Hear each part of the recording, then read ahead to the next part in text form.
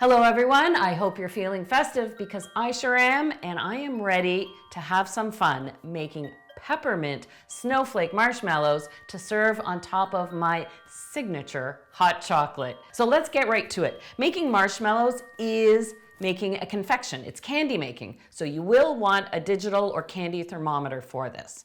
Now the first thing you want to do, it's a good idea to have all your ingredients ready before you start cooking your sugar. And this starts with actually prepping your pan. So I've got a 9x13 pan that's been greased, lined with parchment paper, but additionally, I need to put another little layer of oil on top of the parchment paper.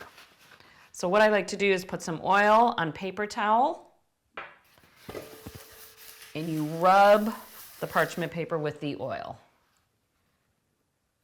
Anything that helps that marshmallow from sticking, and this little layer of oil does the trick. The first time I tried making this recipe, I lined my pan with plastic wrap and did the oil trick, but there's so many folds and puckers in the plastic wrap, it just ended up sticking. So parchment really is the best. Okay, now I can set this aside. Before I start boiling my sugar, I'll get my base ingredients ready in a mixer. So to make a marshmallow, a really fairly easy marshmallow recipe, at the base, in addition to the sugar, are 3 ingredients. I have some cold water, so 6 tablespoons goes into the mixer, 90 ml. I have meringue powder, so that's dried egg whites. That's what's going to whip up and give your marshmallows its volume. To have your marshmallows hold their volume, you need some gelatin powder. So that goes in as well. And I'll use my whip attachment. You can do this with electric beaters. Give it a little stir on low speed, just to get those powders dissolving. Actually, I'll do it by hand. It's easier. There we go. And that's going to start thickening up a little bit, but as I pour in my hot boiling sugar, it'll all liquefy and melt into it. Okay, I think we're ready to cook some sugar. Whenever I have to cook sugar, maybe it's making a caramel sauce or a confection, you always add a little water with the sugar to give yourself some time buffer and control. What I like to do is add the water first at the bottom of the pot. So that's a 1/4 cup, 4 tablespoons. And then that way, when you start pouring in the sugar, you can see how it immediately starts dissolving. And really to give marshmallows their chewiness, stretch, and to be a little humidity sensitive, some white corn syrup.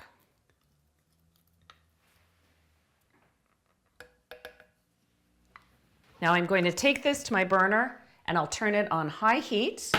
You don't want to stir your sugar while you're cooking it, but it depends on your burner. Once it comes up to a boil, you'll start using your candy thermometer and you'll cook it until it reaches 240 Fahrenheit, that's 116 Celsius, and it really only takes about 2 minutes from when it reaches a boil, so don't go too far away.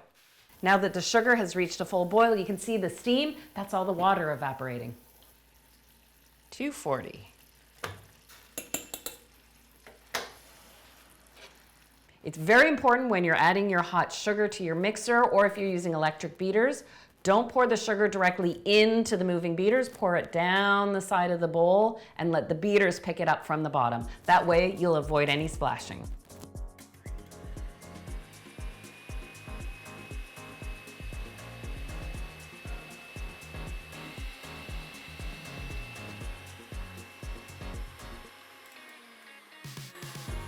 This mixture doesn't look like much now, but when I whip it for about 5 minutes, as it cools, it will just triple in volume. Big batch of marshmallow. You want to whip your marshmallow mixture until it cools almost to room temperature. It can still be a bit warm. How you can tell when you're ready is as your beaters are moving, it starts pulling away from the sides of the bowl itself. When you can see little, almost like elastic bands pulling from the side of the bowl, that's how you can tell that your marshmallow mixture is cooling down.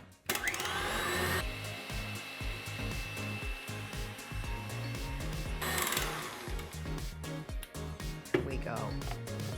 Beautiful batch of marshmallows that right now has absolutely no flavor whatsoever other than being sweet. You want to add your marshmallow flavoring after you've whipped your marshmallows before they're set. If you add your flavoring to the boiling hot marshmallow mixture, well, the flavor will just evaporate with the heat. So I'm adding a bit of vanilla, typical to a marshmallow, and because these are festive, a little bit of peppermint extract. We'll give this a stir. Ooh, I can smell that peppermint. Finish stirring it in. And at this point, your mixture is stable. So don't worry about being so gentle with your marshmallow mixture. This isn't like a meringue for a lemon meringue pie. It's fully cooked and is now going to start setting as it continues to cool. So we want to get it into our oiled pan. At this point, if you wanted to pipe shapes or little circles, you certainly could do that. And now take a moment while it's still flexible and spread it into the corners. So you could cut square marshmallows from this if you wanted to, but we're going for the snowflake shape. This marshmallow mix has a beautiful glossiness to it right now, but I'm about to get rid of that because that glossiness also means that it's very, very sticky. So to keep marshmallows from being too sticky, you want to dust them with cornstarch. Quite generously, because any excess will fall off the marshmallows. So err in the side of overdoing it. So an even, complete coating of cornstarch will just keep them from sticking to you, or your cutting board, or your cookie cutter. Here we go.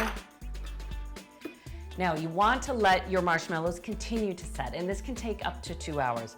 Don't put them in the fridge, just leave them on the counter until you can touch it and it no longer sticks to your fingers. And here are my marshmallows, light as air, and they spring back. So now it's time to turn them out onto a cutting board. So in order to prevent a dust storm of cornstarch, I'll take my cutting board, flip it over,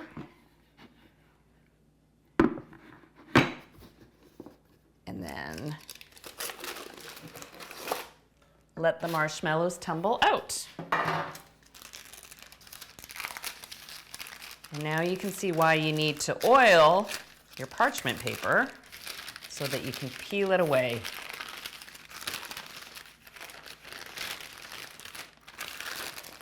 This is one of those gratifying things to do. Oh, so fulfilling. And now, to keep the top of the marshmallow from being sticky, even though it's not terribly sticky now that it's had a chance to cool, a little dusting of cornstarch again. As I mentioned, any excess will just topple off. Marshmallows ready for cutting. So you'll see that this is a little flatter. If I were to cut square marshmallows, they would not be big squares, but they would be small squares. If you wanted to set your marshmallow in a smaller pan, an 8-inch square pan, you would get nice, tall marshmallows. But I want a snowflake marshmallow. I'm looking for a snowflake marshmallow that I can set on top of a mug of hot chocolate. So actually, you know what I should do? So I'm gonna dip my snowflake cookie cutter in cornstarch. Give it a good cut. And there it is. Beautiful. Tap off that extra cornstarch, set it aside, and keep cutting. Of course, you can do an assortment of sizes.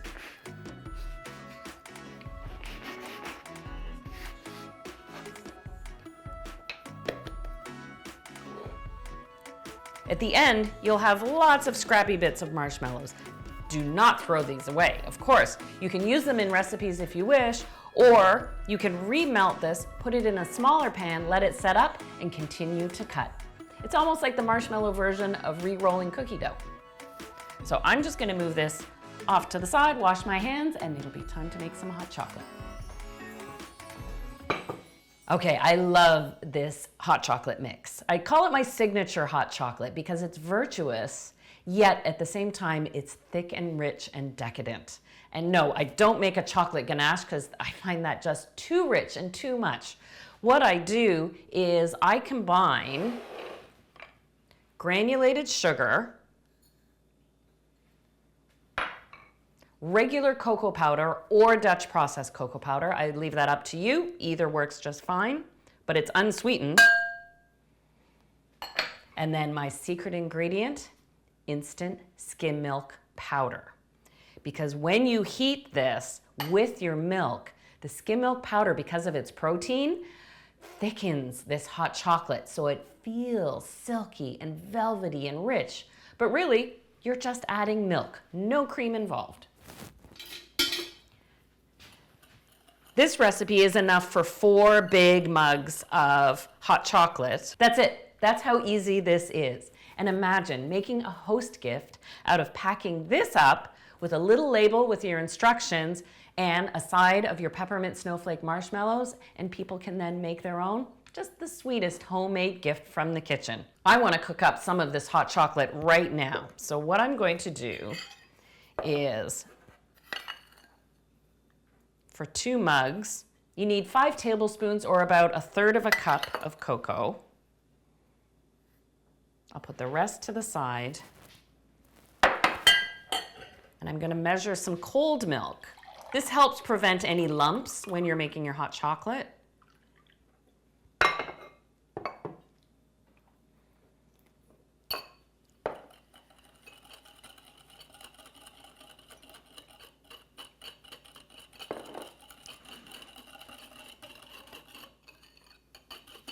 There we go. It's kind of the same principle of softening your meringue powder and gelatin in the cold water before you make the marshmallows. There, now this is worked into my cold liquid, so when I heat it up with the rest of the hot milk, it won't turn lumpy.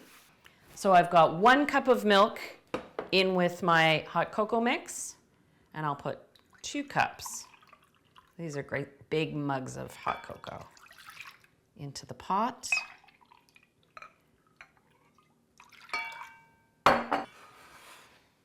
I'll get this heating.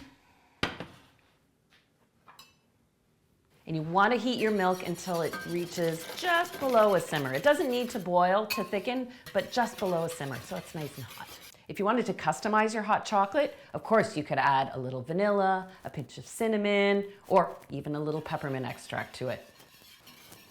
Now that the hot chocolate is almost at a simmer, I can actually feel with my whisk how it's just thickening up just a little bit. There we go. All right. Frothy and smooth and velvety, and oh, and it smells like chocolate. Yum.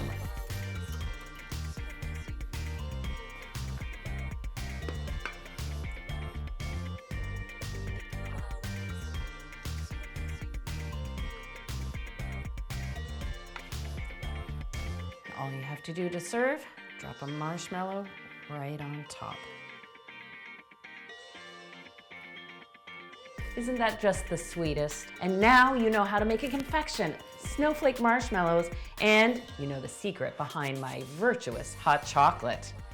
Oh, it's time to indulge, enjoy, take time for yourself over the holiday season, and enjoy what it means to be a baker this time of year, to make these recipes, make them your own, but ultimately to share them with others. Happy holidays, everyone.